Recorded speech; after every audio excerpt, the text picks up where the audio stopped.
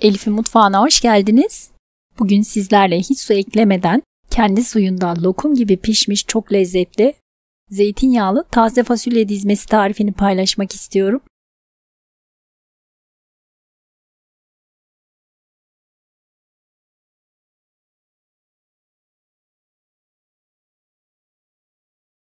Bir kilo kadar taze fasulyeyi güzelce yıkayıp süzgecin içerisine alalım. Baş ve sap kısımlarını koparalım. Varsa kılçıklarını temizleyelim.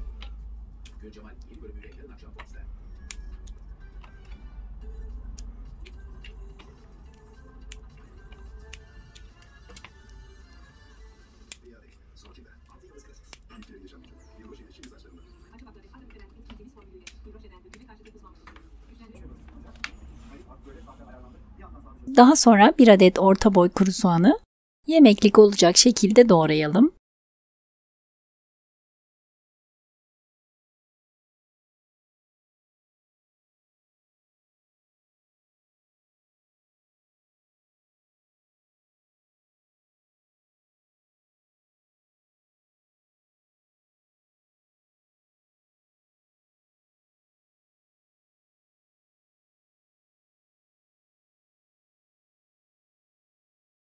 İki-üç diş sarımsağı da yine küçük küçük doğrayalım.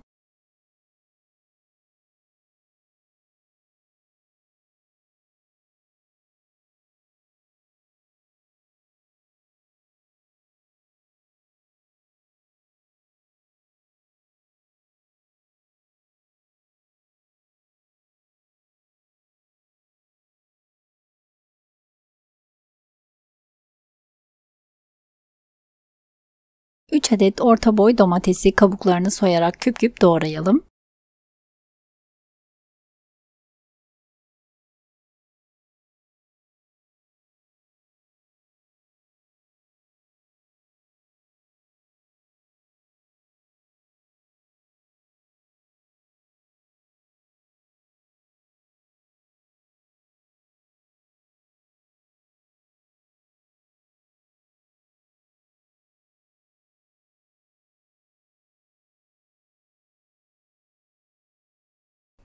Doğradığımız malzemeleri bir kabın içerisine alalım.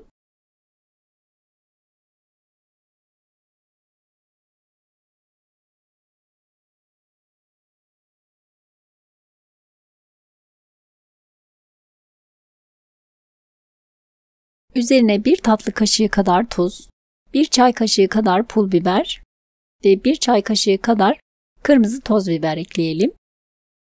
Bir çay bardağından bir parmak eksik zeytinyağı ve bir tatlı kaşığı biber salçası ekleyip karıştıralım.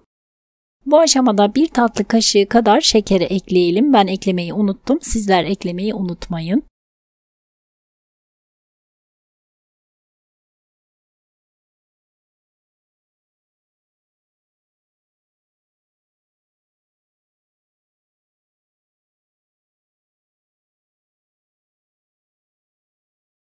Hazırladığımız harcı yaklaşık yarısı kadarını genişçe bir tencerenin içerisine alalım ve tencerenin tabanına yayalım.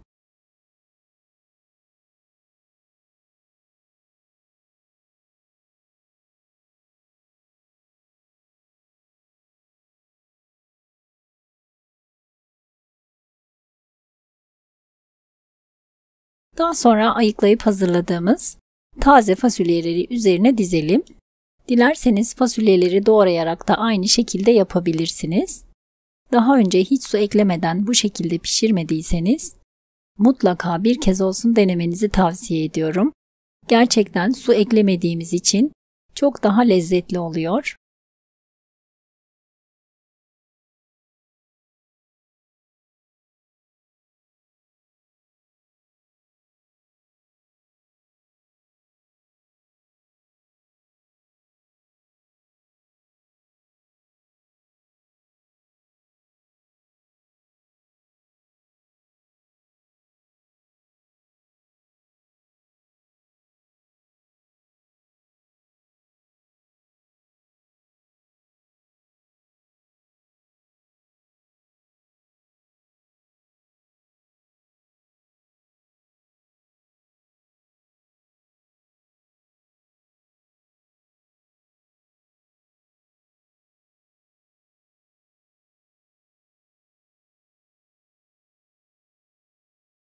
Fasulyelerin tamamını dizdikten sonra tencerenin ortasında kalan boş kısma bir adet domatesi yerleştirelim.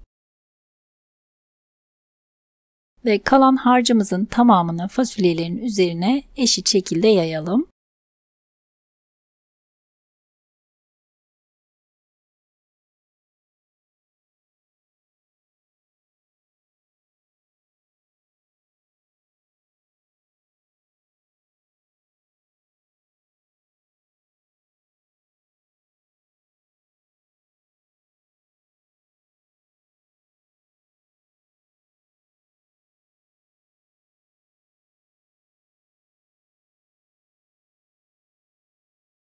Tencerenin kapağını kapatarak ocağa alalım.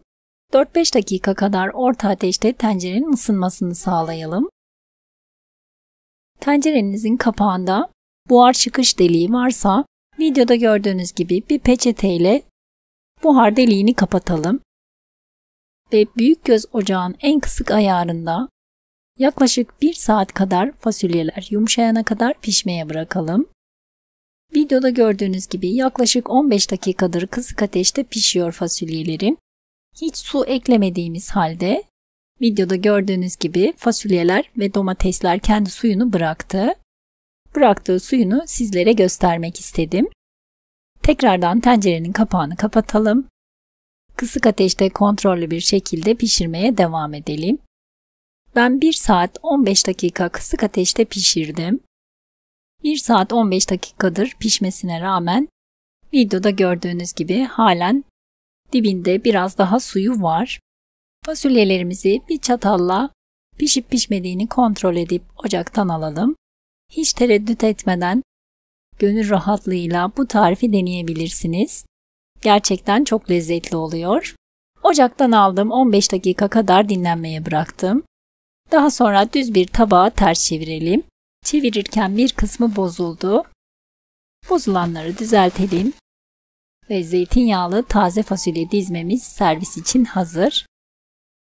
Bu tarifi bir kez denediğinizde eminim ki sizler ve ikram ettiğiniz sevdikleriniz de çok beğenecek. Videomu buraya kadar izleyip beğendiyseniz beğeni, yorum ve paylaşımlarınızla bana destek olabilirsiniz. Deneyecek olanlara şimdiden afiyet olsun.